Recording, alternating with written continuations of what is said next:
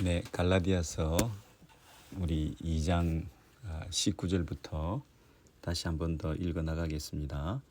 우리 성경 정독반입니다. 갈라디아서 2장 지난주에 우리 19절 20절까지 우리가 같이 읽었습니다마는 하도 우리 갈라디아서 2장 20절은 너무 유명한 구절이기 되기 때문에 조금 자세히 우리 한 번 더 살펴보도록 하겠습니다. 19절입니다. 나는 이미 율법의 손에 죽었다.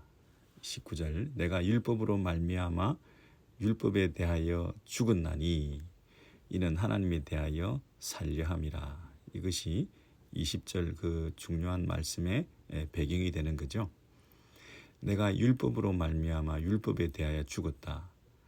죽었다는 것과 그 다음에 살았다는 것이 대조됩니다. 율법에 대해서는 죽었고 하나님에 대해서는 살았다. 이게 무슨 뜻입니까?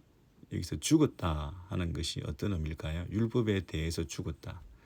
이 사도 바울이 성경에서 죽었다는 개념을 다른 성경 구절에서 어떻게 썼는지 조금 우리가 확인해 보면 그 죽었다는 말의 개념을 잘 이해할 수 있겠습니다. 로마서 6장으로 가보시겠습니다. 로마서 6장에 가서 찾아보시면 그 죽었다는 말을 이렇게 쓰고 있습니다. 그럴 수 없느니라 죄에 대하여 죽은 우리가 어찌 그 가운데 더 살리요. 여기 보시면 죽었다, 살았다. 죽은 자가 어떻게 더 살겠냐. 더라는 말은 longer이란 말이죠. 어떻게 계속해서 더 살아가겠느냐. 옛날식으로 어떻게 계속 죄를 지으며 살 수 있겠느냐. 더 이상 그렇게 하지 않는다. 이것이 죽었다는 말입니다. 죽었다는 말이 뭐라고요? 더 이상 관계하지 않는다. 관계의 단절이 죽음입니다. 성경에서 하나님과의 관계의 단절이 영적 죽음이지 않습니까? 인간과 인간 사이에서도 그 관계는 죽음이다. 그러면 더 이상 관계가 없다 이런 뜻입니다. 한 집에 살면서도 관계가 끊어졌을 때 그것은 죽음과 같아. 그래서 겉으로는 동거할 수 있고 같이 사는 것 같아도 사는 게 아니다 할 때 이게 관계가 끊어졌을 때 죽음의 관계다 이렇게 말을 하는 그 의미를 잘 생각하시면 되겠습니다. 그래서 죄에 대하여 죽은 우리가 이 말은 죄와 더 이상 관계가 없게 되었다. 죄와 단절된 우리가 어떻게 다시 죄를 짓고 계속 살아갈 수 있겠느냐. 죄의 지배에서 벗어난 우리가 다시 죄의 지배를 받으며 살 수가 없다. 이 말은 죽었다는 말은 관계가 끊어졌다. 이 얘기를 얘기하고 있는 거죠. 계속 거기 6절, 7절에도 보시면 로마서 6장 6절에도 보시면 죽었다는 말이 나오는데 동그라미를 치시면서 확인해 보세요. 로마서 6장 6절에 우리가 알거니와 우리의 옛사람이 예수와 함께 십자가에 못 박힌 것은 죄의 몸이 죽어 그랬죠. 십자가에 못 박혔다는 말은 죽었다는 말이죠. 근데 죄의 몸이 죽어 다시는 죄에게 종노릇하지 아니하려 함이니 그랬죠. 죄의 지배를 더 이상 받지 않는다. 죄에게 종노릇하지 않는다. 죄의 영향권에서 벗어났다. 죄와는 관계가 끝났다. 관계의 단절이 죽음입니다. 죄의 몸이 죽어 7절에도 보시면 이는 죽은 자가 죄에서 벗어나 의롭다 하심을 얻었습니다. 그랬죠. 여기서도 죄에서 벗어났다. 그것이 죽은 자라는 거죠. 죽은 사람은 이미 죄로부터 그 세력에서 해방되었다. 죄와는 관계가 없다. 그런 뜻이죠. 그 밑에 10절도 보시면 10절에 로마서 6장 10절입니다. 그가 죽으심은 죄에 대하여 단번에 죽으심이요 그가 살아계심은 하나님에 대하여 살아계심이다. 여러분 여기 보세요. 지금까지는 사도 바울이 고백하고 우리들어 그런 가르침을 줬는데, 이 죽음과 살아 계심은 예수께서 처음에 하신 일이라는 거예요. 예수님이 처음에 죄에 대해서 죽으셨고 하나님께 대해서 사셨다는 거예요. 먼저 예수님을 보십시오. 10절, 그가 죽으심은 죄에 대하여 단번에 죽으심이요. 그런데 그분은 단번에라는 말이 포함됐죠. 우리와는 다르게 그분은 죄에 대해서 단번에, 그러므로 예수는 단 한 번 죽으심으로써 죄의 권세를 꺾으셨다. 죄와 관계를 완전히 단절하셨다. 여러 번이 아니라, 여러 번 십자가에 죽으시는 방법이 아니라 그분은 한 번에 죽으심으로 죄에 대하여 관계를 단절하셨다. 죄에 대하여 단번에 죽으심이요, 그의 살으심은 하나님께 대하여 살으십니다. 하나님과의 관계가 회복되었다는 거죠. 하나님과의 관계를 맺으면서 살게 되었다. 죄로부터는 그 지배를 더 이상 받지 않고 하나님의 통치 아래에 들어가게 되었다. 이렇게 말하는 것이죠. 이것을 예수님께서 이미 하셨기 때문에 우리도 그렇게 할 수 있게 되었다는 거죠. 그것이 11절에 이와 같이입니다. 이와 같이 우리도, 너희도 너희 자신을 죄에 대하여 죽은 자요 그리스도 예수 안에서 하나님께 대하여 살아있는 자로 여길지어다. 여기에 예수님과 다르게 우리는 여길지어다라는 말이 포함됐죠. 예수님은 이미 그것을 단정적으로 이루신 분이신데, 이제 우리는 그분과 연합되어서 그분 안에서 그분을 믿는 믿음으로, 그게 11절입니다. 이와 같이 너희도 그리스도 예수 안에서 밑줄 치세요. 10절에서 예수께서 하신 그 일에 대한 믿음을 가지고 그분과 연합되어서 그분 안에서, 그게 그리스도 예수 안에서죠. 그래서 우리가 십자가에 직접 달려 죽은 것은 아니지만, 우리가 예수님과 같이 십자가에서 다시 살아난 것은 아니지만, 그 예수 그리스도 안에서 예수 그리스도와 연합된 우리들이 함께 예수님과 죽고 함께 살아났다는 것입니다. 이렇게 여길지어다. 하나님께서 그렇게 여겨주신다는 겁니다. 우리는 스스로 죄의 문제를 해결할 수 없습니다. 죄의 지배에서 벗어날 수 없습니다. 죄에 대해서 죽은 자다, 나는 죄와 관계없다, 이렇게 말할 수 있는 자격이 없습니다. 능력이 없습니다. 그런데 예수께서 우리가 할 수 없는 것을 그분이 해 주셨기 때문에 이제 그 예수 안에서 연합된 자로 하나님께서 우리를 죄 없다 여겨주신다는 겁니다. 우리는 죄에서 벗어났다라고 선언해 주신다는 것입니다. 이제 우리는 하나님과의 관계를 회복했다라고 그렇게 하나님의 자녀로 우리를 불러주셨다는 것입니다. 이것이 뭡니까? 은혜입니다. 이것이 구원입니다. 이것이 감사입니다. 이것이 축복입니다. 이것이 새로운 삶의 가능성이 열린 것입니다.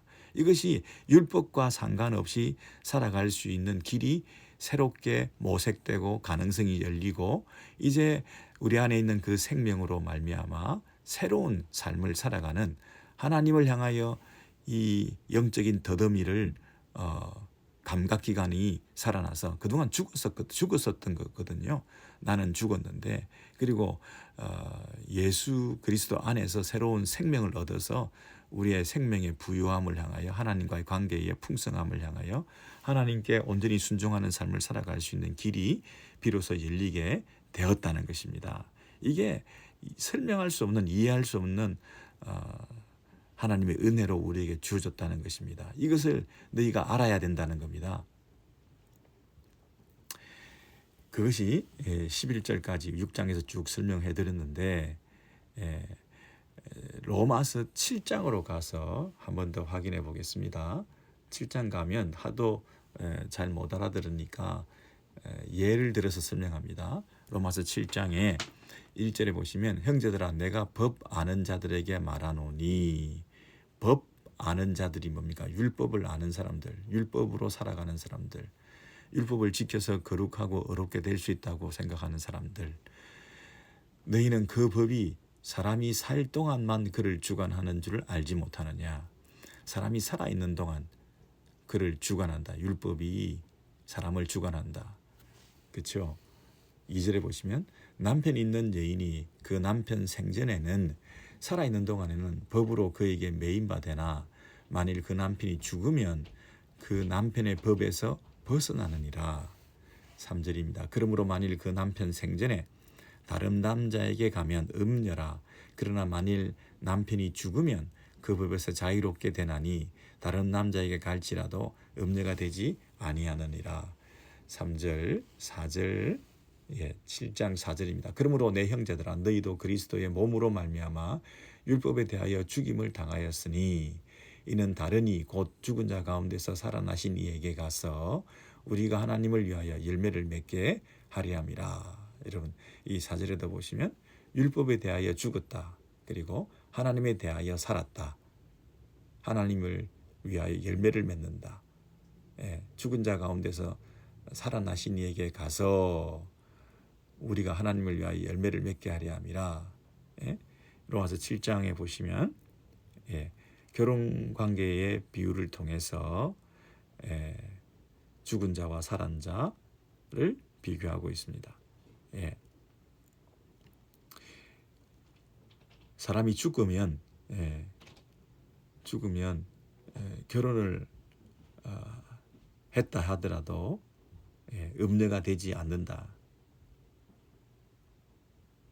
갈라디아서 5장을 가서 보셔도 5장에 보시면 그리스도 예수의 사람들은 육체와 함께 그 정욕과 탐심을 십자가에 못 박았다. 여기서 십자가에 못 박히다 이것이 죽었다. 관계가 끝났다. 십자가에 못 박히다. 그리고 죽었다. 그리고 관계가 끝났다. 같은 표현입니다. 그래서 갈라디아서에서 나오는 그 십자가에 못 박혔다, 죽었다 하는 것은 더 이상 율법과 일체의 관계가 없다. 그런 뜻으로 본문에서 쓰이고 있습니다.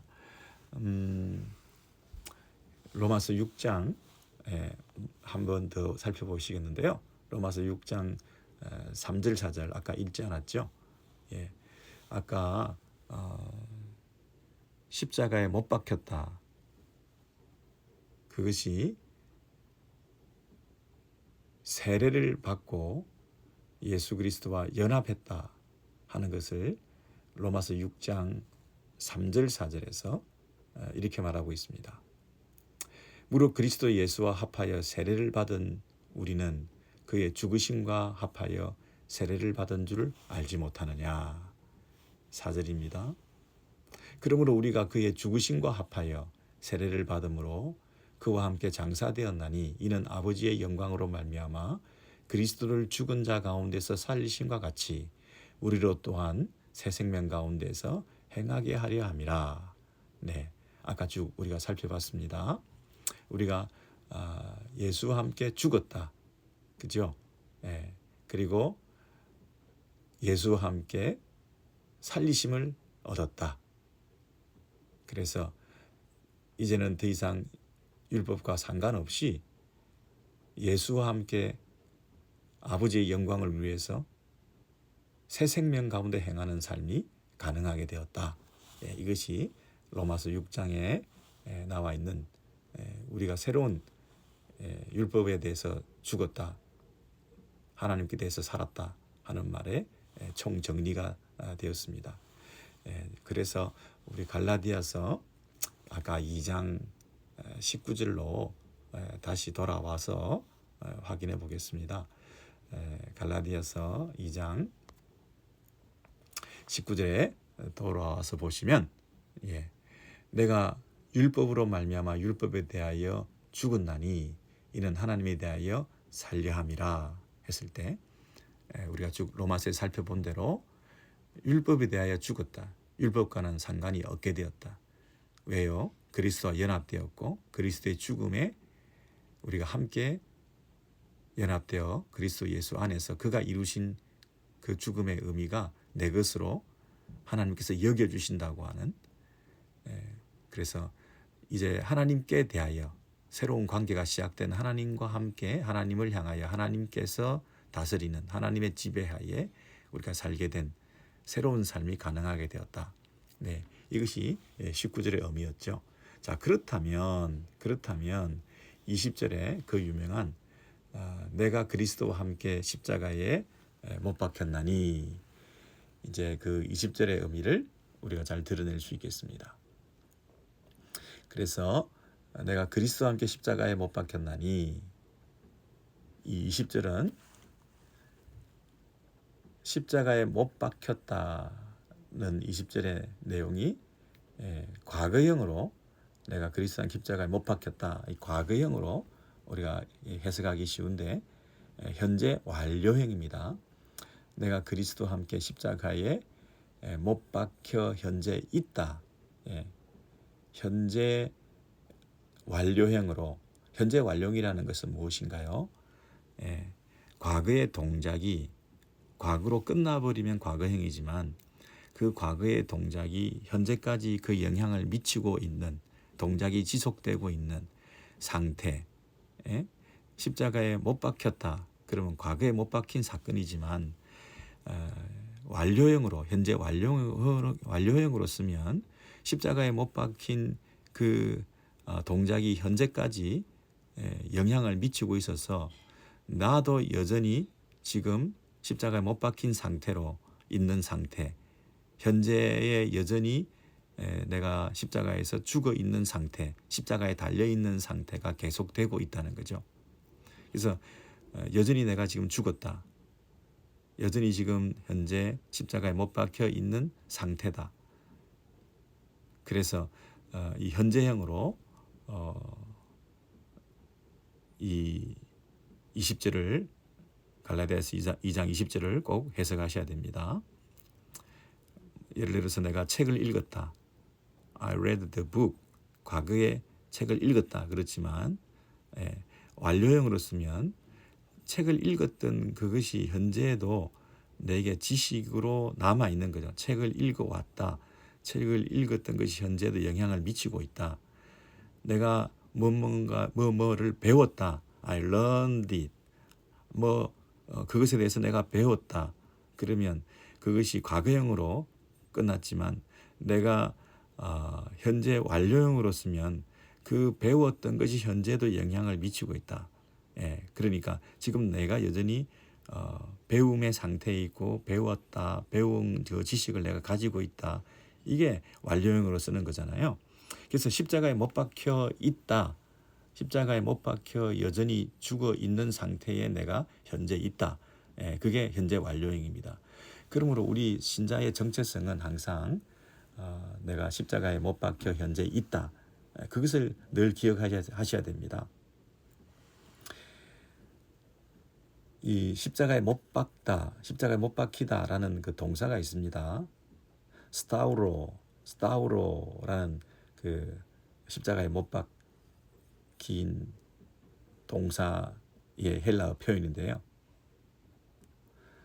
그 쉰이라는 말을 붙이면 함께 쉰, 그래서 신스타우로마이 이면 십자가에 못 박혀 있는 현재 완료형 동사입니다. 그래서 우리가 늘 기억해야 됩니다. 나는 신스타우로마이, 나는 십자가에 못 박혀 있다. 내가 그리스도와 함께 십자가에 못 박혀 있다. 이것을 늘 우리 갈라디아서 2장 20절을 읽을 때뿐만 아니라 나는 늘 십자가에 못 박혀 있다. 나는 죽었다. 십자가에 못 박혔다는 말은 죽었다는 말이잖아요. 죽었다는 말은 율법에 대해서 죽었다. 그리고 내 안에 있는 내가 내 인생의 주체가 되는, 내가 내 가능성을 믿고 내가 율법을 지켜 의롭게 행위로 공로로 내가 의롭게 되려고 한다고 하는 그 구원의 가능성이 전적으로 부정되는, 죄에 대해서 완전히 죽은 그 상태. 그래서 내가 신체적으로, 육체적으로, 물리적으로 내가 완전히 없어진 것은 아니지만 내 안에 그리스도가 주체가 되어서 내 안에 그리스도가 살아 계신다고 하는 그 20절의 그 고백을 우리가 할 수 있어야 되는 거죠.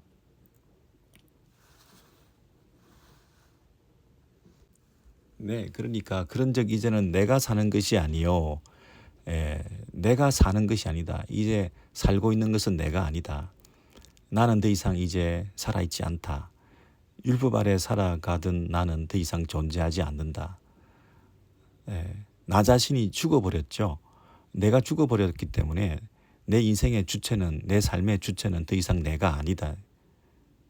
그러니까 사도 바울에 있어서 자기가 현재 살아가고 있는 것은, 자기 생명이 존속되고 있는 것은 사도 바울의 현재 삶이 계속되고 있는 그 삶의 주체는 자기는 이미 죽었으니 내 속에 계신 그리스도뿐, 내 속에 계신 그리스도만이 살아있다는 거죠. 나 자신은 죽고 그리스도께서 사도 바울 자기 이 삶의 주체가 되어서 지금 자기가 살아가고 있는 그런 상황이라는 거죠. 그래서 나는 죽었기 때문에 그리스도가 하나님을 향하여 관계가 회복된 그 삶을 그리스도와 연합되어서 우리도 살아갈 수 있게 되었다는 겁니다. 하나님을 향하여 살아가는 삶의 열쇠가 바로 여기에 있습니다. 우리는 율법을 지켜서 어렵게 됨으로 하나님을 향하여 살고 있다라고 생각하고 있는데, 그것은 오히려 그 하나님을 욕되게 하고 하나님께 이를 수 없고 하나님의 방법이 아니었다는 거죠. 결코 자기 의를 가지고는 하나님을 향하여 나아갈 수 없기 때문에 하나님을 향하여 나아갈 수 있는 유일한 길은 내가 죽고 그리스도를 덧입어 그리스도와 함께 연합된 삶으로서 이제 비로소 내 안에 살아계시는 그리스도로 인해서 하나님을 향하여 살아가는 삶이 시작될 수 있다는 거죠. 율법 아래에서의 삶을 끝내고 이제 그리스도를 믿는 믿음 속에서 우리가 살아가게 되는 것, 거기서 하나님을 향한 새로운 삶의 가능성이 비로소 열린다는 것입니다. 그러므로 내 안에 그리스도께서 살아계신다. 오직 내 안에 그리스도께서 살아계신다. 20절에 보면 그리스도께서 내 안에 살아계신다는 것은, 내 안에 살아계신다는 것이 어떻게 살아계신다고 얘기하느냐 하면, 부활하신 그리스도께서 그분의 영을 통해서 내 안에 살아계신다. 이렇게 말하죠. 그리스도의 영이 내 안에 살아계신다. 자, 로마서 8장을 가서 보셔서 확인해 보시죠. 자, 로마서 8장입니다. 8장 9절부터 보시면, 만일 너희 속에, 로마서 8장 9절에 만일 너희 속에 하나님의 영이 거하시면 너희가 육신에 있지 아니하고 영에 있나니 누구든지 그리스도의 영이 없으면 그리스도의 사람이 아니라. 여기도 보세요. 그리스도의 사람이라면 너희 안에 그리스도가 거하는 것이다. 그리스도가 내 안에 사는 것이다 할 때, 그리스도가 내 안에 산다. 그것은 어떻게 사느냐고요. 그리스도의 영이 우리 안에 거하기 때문에 그 하나님의 영이 없으면 하나님의 사람이 아니다. 그게 9절, 10절, 11절이죠. 자, 만일 너희 속에 하나님의 영이 거하시면 너희가 육신에 있지 아니하고 영에 있나니 누구든지 그리스도의 영이 없으면 그리스도의 사람이 아니라. 10절, 또 그리스도께서 너희 안에 계시면, 아까 너희 안에 그리스도가 사신 것이라 그랬는데, 그리스도께서 너희 안에 계시면 몸은 죄로 말미암아 죽은 것이나 영은 의로 말미암아 살아있는 것이니라. 그 다음에 11절에도 봐도 예수를 죽은 자 가운데서 살리시니의 영이 너희 안에 거하시면, 여기도 보시면 예수의 영이죠. 하나님의 영이죠. 그리스도 예수를 죽은 자 가운데 살리시니가 너희 안에 거하시는 그의 영으로 말미암아. 우리 안에 누가 거하신다고요? 그리스도가 우리 안에 거하신다. 그리스도로 말미암아 산다. 그게 그리스도의 영이, 그리스도의 영으로 말미암아. 하나님의 영이, 성령께서 우리 안에 내주하시는 방식으로 그리스도께서 우리 안에 살아계신다. 이렇게 말을 하고 있습니다. 자, 갈라디아서 2장 20절을 그런 면에서 우리가 쭉 살펴보게 되었습니다. 갈라디아서 2장, 우리 오늘 본문 20절을 한 번 더 살펴보겠습니다. 내가 그리스도와 함께 십자가에 못 박혔나니 그런즉 자 그리스도와 함께 십자가에 못 박혔나니가 현재 완료형입니다. 지금 저와 여러분이 여전히 십자가에 달려 현재도 달려 나는 죽었습니다. 내가 자꾸 살아있죠. 내가 자꾸 살아나려고 그러죠. 내가 자꾸만 안 죽는 거죠. 내가 현재 시퍼렇게 살아가지고 자꾸만 내 삶의 주체자요 주인 노릇을 하려고 그러죠. 내가 기준이 되고 내가 가장 주인공이 되고 자기 중심성이 끝까지 계속되어서 뭐든지 자기 중심으로 생각하고 다른 사람을 정죄하고 자기 자존심을 세우고 자기 의의를 드러내고 자기가 옳다고 주장하고 자기 주장을 하고 자기 자존심 상한 것을 가지고 그렇게 못 견디하고 자기가 한마디 들은 것에 대해서 그렇게 잠 못 자고 그리고 내가 조금 다른 사람보다 조금 잘한 것을 가지고 시시비비를 가리려고 그러고 하는 이 자기애와 극단적인 자기중심적인 생각들 이런 것들이 우리는 여전히 우리가 살아있는데 사실은 내가 그리스도와 함께 십자가에 못 박혔나니 이 성경 구절을 외우려면 내가 현재 십자가에 못 박혀 있는 상태가 지속되고 있다고 하는 사실을 잊어서는 안 됩니다. 나는 죽었구나. 나는 죽었구나. 그래서 그런즉 이제는 내가 사는 것이 아니요. 이 고백을 할 수 있어야 됩니다. 내 삶의 주체는 내가 아니다. 내가 지금 살아있는 이 생존하고 있는 내 생명이 유지되고 있는 이 생명의 주체와 근원은 내가 아니다는 거죠. 누가 내 삶을 지탱하고 이끌어가고 유지하고 있습니까? 오직 내 안에 그리스도께서 사신 것이라. 오직 내 안에 그리스도께서 어떻게 살아계십니까? 그리스도의 영으로, 하나님의 영으로, 하나님의 영이, 그리스도의 영이 우리 안에 없으면 하나님의 사람이, 그리스도의 사람이 아니라 그랬습니다.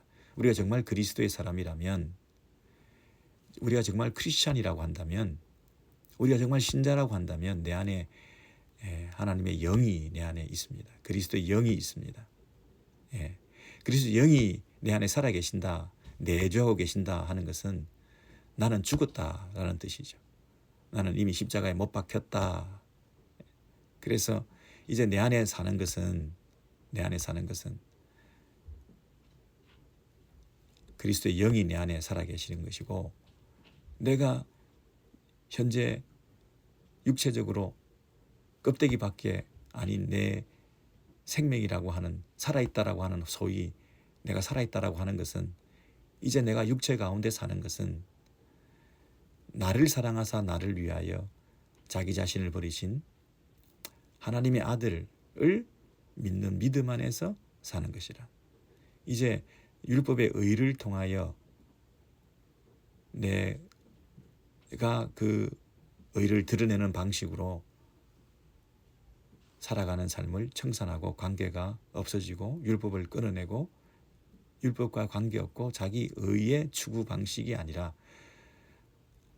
하나님이 내가 스스로 할 수 없는 그 일을 당신의 아들을 보내셔서 대신하게 하셔서 율법을 완성시키시고 그분의 의를 덧입어 자기 자신을 버리신 그 하나님의 아들, 그분의 의를 덧입어 그분을 믿는 그 믿음 안에서 내가 살아가는 새로운 방식. 그래서 하나님과 관계를 회복하게 된 하나님과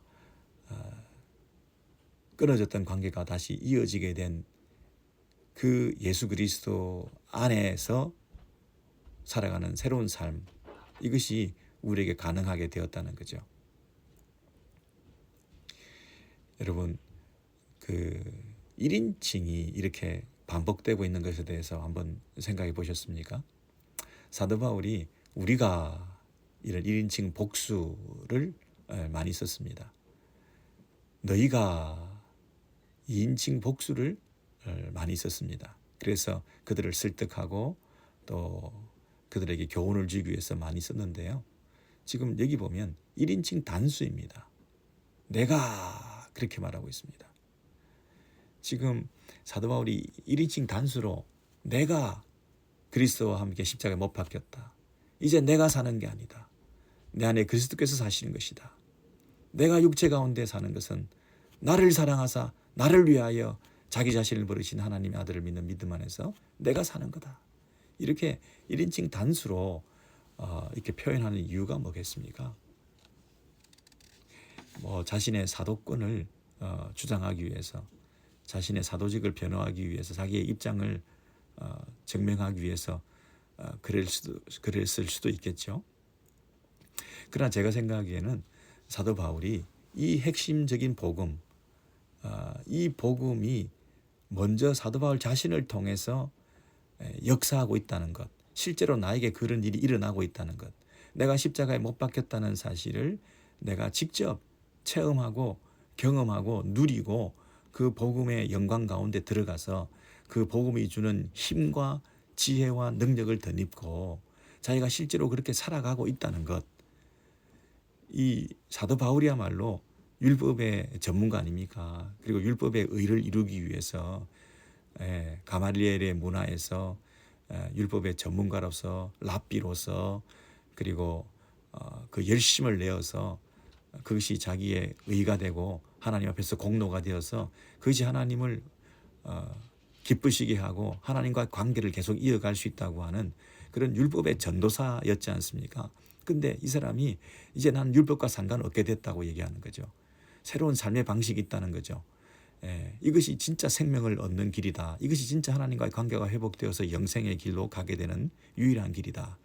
나의 행위로가 아니라 하나님이 하신 일을 내가 믿는 것을 통해서, 나를 믿는 것이 아니라 하나님이 하신 일을 내가 믿는 방식을 통해서 나의 무능력과 무기력과 나의 전적 부패를 고백하고 내 공로가 아니라 하나님의 그 아들을 믿는 믿음을 통해서 내가 이런 복음을 깨닫게 되었고 복음을 누리게 되었다고 하는 것을 간증하고 체험적으로 그들을 가르치기 위해서 지금 이 1인칭 단수로 내가 그렇게 했다.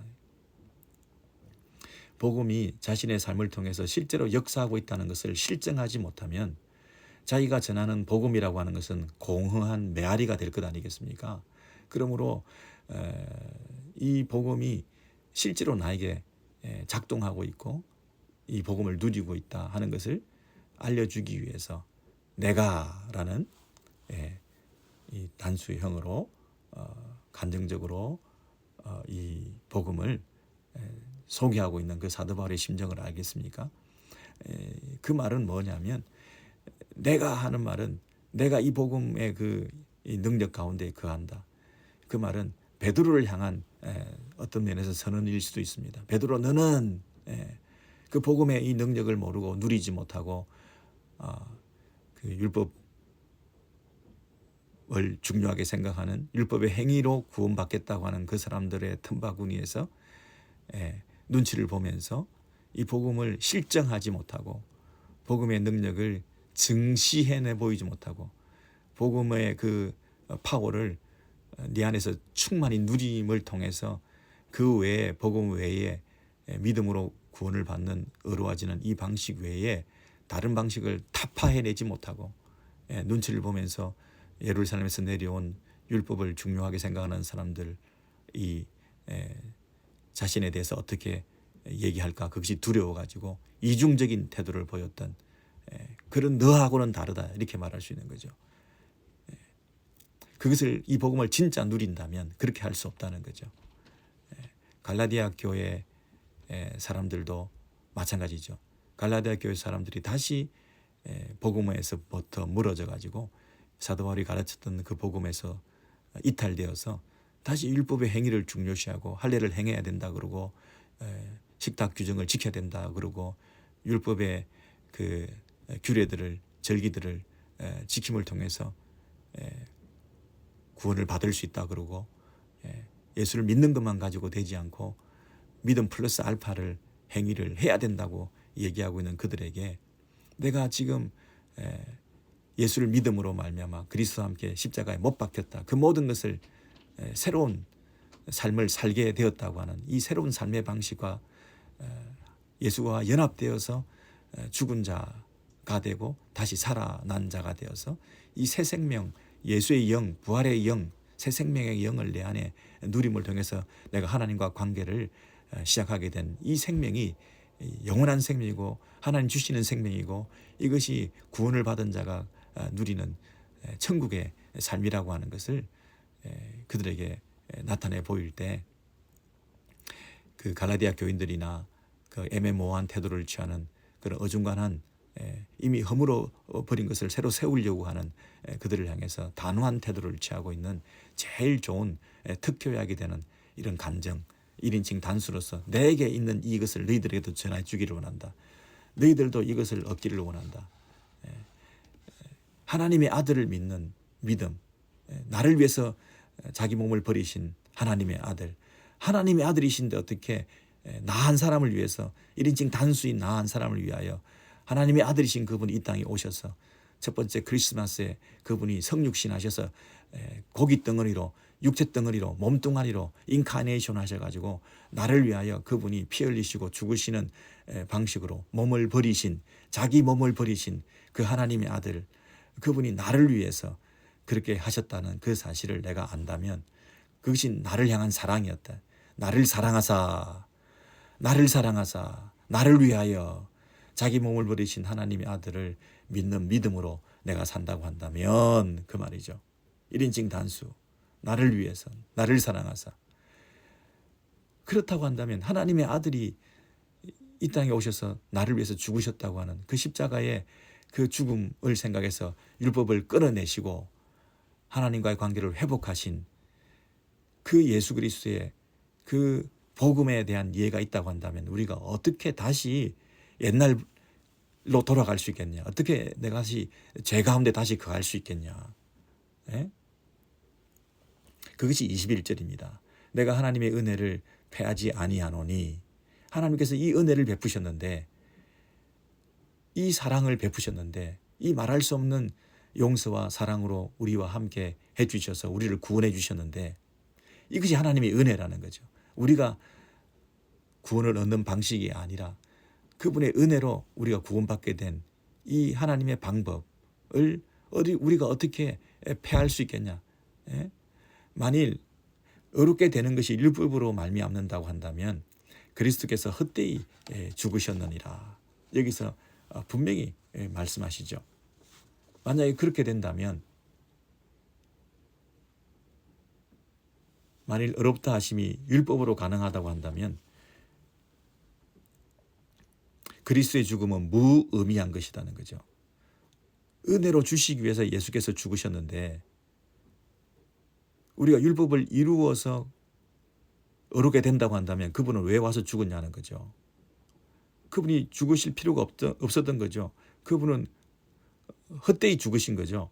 쓸데없이 와서 죽으신 거죠. 쓸데없이 크리스마스가 있었던 거죠. 쓸데없이 첫 번째 크리스마스뿐 아니라 지금도 수천 년이 지난 지금도 크리스마스를 지키고 있는 그 의미가 아무 무색한 거죠. 아니 왜 크리스마스를 지냅니까?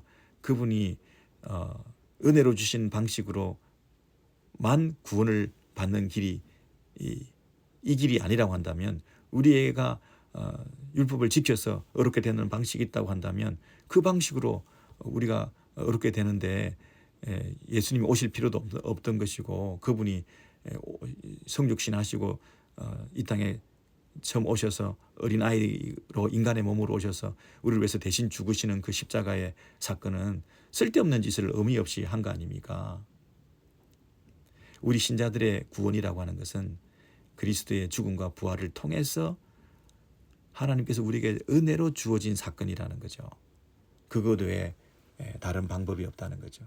우리가 뭔가를 할 수 있으면 그건 구원도 아니고 복음도 아니고 은혜도 아니죠. 우리가 할 수 없었기 때문에 그것이 은혜라고 제가 누차 말씀드렸죠. 내가 하나님의 은혜를 통해서 어렵게 되는 길을 열어주셨다는 겁니다. 만일 다른 방식으로 어렵게 되는 길이 있다고 한다면 우리가 예수를 믿을 필요가 없는 거죠. 그리스도께서 헛되이 죽으셨느니라. 21절에 이 말씀 20절과 연결이 다 되는 것입니다. 19절, 20절, 21절이 이렇게 연결이 되어 있습니다. 그래서 1인칭 단수 내가 하는 부분에서 여러분의 이름을 적용해 보십시오. 지금 내가 사는 것은 그리스도가 내 안에 사시는 것입니다. 내가 십자가에 그리스도와 함께 못 박혔습니다. 그리고 하나님의 아들이신 그분이 나를 사랑하셨습니다. 그리고 나를 위해서 오셨습니다. 그리고 나를 위하여 하나님의 아들이 나 한 사람을 위해서 자기 몸을 버리셨습니다. 그래서 우리는 그 하나님의 아들이신 그 예수를 믿음으로 내가 살게 되었습니다. 그러므로 나를 향한 개인적인 나 한 사람을 위한 그 사랑을 생각할 때 우리는 감격하고 우리는 다시 옛날로 돌아갈 수 없습니다. 다시 죄 가운데 살아갈 수가 없습니다. 하나님과의 개인적인 관계가 이제 회복된다면 그분 앞에서 우리가 살아가는 새로운 삶이 시작되었습니다. 우리는 공동체 안에서 우리라는 그 군중 속에 속해서 대충 넘어갈 수가 없습니다. 우리가 교회 공동체가 중요하지만 고백은 개인적으로 하셔야 됩니다. 간증은 개인적인 간증이 있으셔야 됩니다. 이 성탄 시즌에 내가 하나님과 어떤 관계에 지금 있는가 우리가 깊이 묵상하시면서 이 은혜에 우리가 감격하시고 내게 임한 그 하나님의 한량없는 은혜 때문에 내가 오늘도 어떻게 살아갈 것인가, 앞으로 우리가 어떻게 살 것인가. 우리 갈라디아서 2장 20절을 많이 읽고 묵상하고 외우고 그러지만 이것이 우리의 삶에 현재적으로도 계속 적용되는지는 참 의문입니다. 만약 이 갈라디아서 2장 20절만 제대로 적용하고 하루하루 매일매일 살아간다면 공동체가 얼마나 아름답겠습니까? 기독교가 얼마나 칭찬받는 종교가 되겠습니까? 다툼과 분쟁과 갈등과 아픔이라고 하는 것은 눈 녹듯이 다 사라지고 우리가 서로를 용납하고 함께 이 은혜를 받은 자로서 아름다운 삶을 살아가는 그런 큰 구원을 새로운 하나님과의 관계에 열매를 맺는 그 성화의 길을 풍성하게 살아가는 그쪽으로만 향해서 가게 되지 않겠습니까? 어린아이 같은 그런 신앙을 버리고 그리스도와 함께 하나님과의 관계가 회복된 사람들로서 이제 풍성한 성령의 사람으로 살아가는 그런 우리 모두가 되어야 할 것입니다. 성령의 열매를 맺는 성령의 사람, 성령의 사람으로 살아가는 풍성한 신자의 그 인격과 성품과 아름다움과 하나님 백성의 그 자태를 느끼면서 많은 사람들에게 좋은 영향력을 끼칠 수 있는 그런 참 신자의 삶을 살아가시기 바랍니다. 그리스도가 내 안에 살아계십니다. 내가 사는 것이 아닙니다. 나는 죽었습니다. 나는 이미 십자가에 못 박혔습니다.